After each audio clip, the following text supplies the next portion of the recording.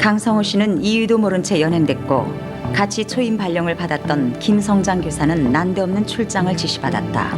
상황은 철저하게 2명의 새내기 교사를 소외시킨 채 돌아가고 있었다. 강성호 씨를 고발한 것은 다름 아닌 재원고의 최순길 교장. 그는 강성호 씨가 학생들에게 6.25는 남침이 아닌 미군의 북침에 의해 일어난 것이다. 또 북한이 못 사는 곳으로 알려져 있지만 평화롭고 살기 좋은 곳이다라고 말했다며 직접 고발장을 검찰에 제출했던 것이다. 당시 상황은 일선학교의 교육청으로부터 교재 사용 단속에 대한 지침이 전달됐는가 하면 교원노조 결성에 관련해서 엄중히 조처할 것을 경고하는 문교부 차원의 담화문이 하루가 멀다 하고 발표됐다.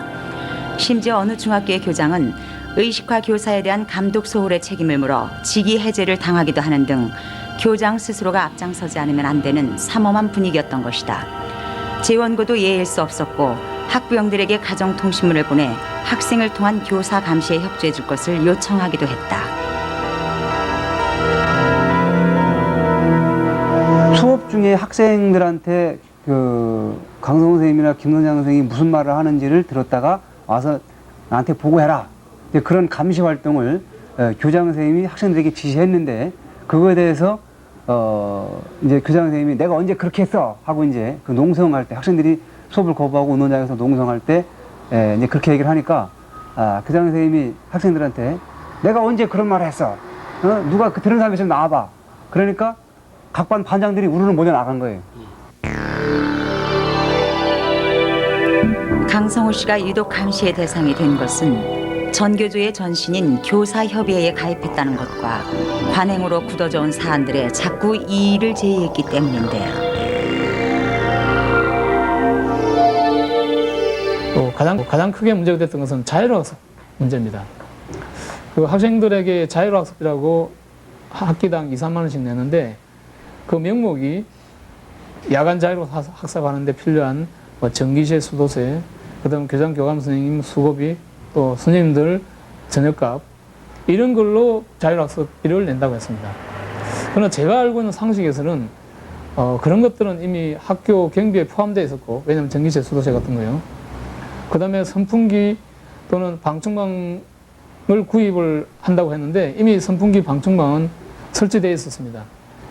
그래서 이것은 실제로 학생들이 저에게 항의를 했습니다. 왜냐하면 제가 좀 스스럼 없다고 생각했기 때문에 학생들이 저한테 고민을 털어놨더군요. 그래서 제가 학생들에게 그럼 교장선생님에게 한번 여쭤보고 여러분에게 답변을 해주겠다. 그래서 제가 교장선생님에게 자율학습비의 그 부당함을 거론하면서 자율학습비 집행 내역과 또 향후 집행할 내역을 공개할 용의는 없냐고 제가 건의를 들었습니다.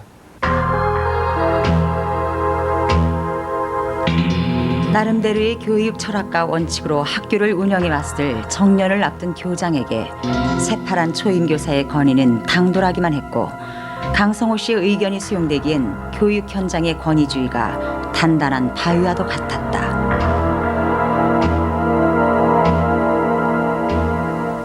강 선생하고 저하고 이제 정옥 선생 셋을 불러가지고 저희들이 수업 중에 어떠한 내용을 했는가 하는 것을 학부모들이 와서 얘기를 하는 거예요. 그것인데 보니까 다 교장 교감 선생님이 수업 중에 저희들 지나가다가 본 내용들을 주로 얘기를 하는 거죠. 학부모 얘기하는 게. 교장은 수업 중 뒷문 개방을 노골적으로 지시했고 슬며시 들어와서는 칠판에 수업 내용을 적어가곤 했는데 어느샌가 보면 육성의 임원들이 그 내용을 파악하고 있었던 것이다.